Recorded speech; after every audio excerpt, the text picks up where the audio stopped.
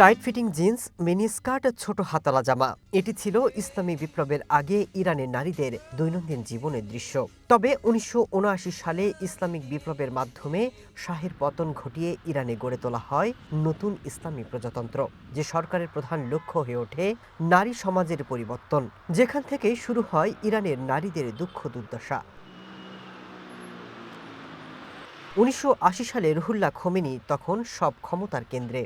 সে সময় ডিক্রি জারি করা হলো সব নারীকে নিকাব পরতে হবে।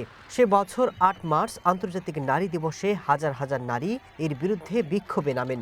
তবে সেই বিক্ষোভ কঠোর হাতে দমন করেন খোমেনি। এরপরে যে নারী পর্দা বা ইসলামী শাসনের বিরোধিতা করেছেন তাকেও ফাঁসিতে ঝোলানো হয়েছে।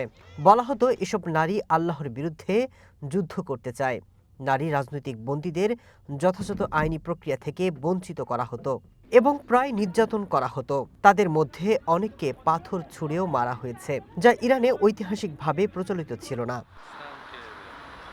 দীর্ঘদিনের বঞ্চনার পর ইরানের নারীরা ৯০-এর দশকে দ্রৌপত্যের সাথে লড়াই শুরু করেন, যা গোলাপি বিপ্লব নামে পরিচিত।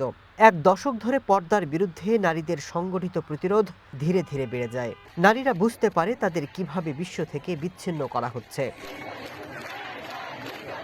২০২২ সালের সেপ্টেম্বরে তেহরানে মাশা আমিনি নামে এক তরুণীকে হিজাব পরার অভিযোগে আটক করে দেশটির নৈতিকতা পুলিশ। মাশার মৃত্যু হয় তাদের হেফাজতে, যার প্রতিক্রিয়ায় ইরান জুড়ে ছড়িয়ে পড়ে কয়েক মাসব্যাপী আন্দোলন। সেই আন্দোলন কেবল বাধ্যতামূলক হিজাব আইনের অবসান চায়নি, বরং পুরো ইসলামী প্রজাতন্ত্রেরই অবসান চেয়েছিল।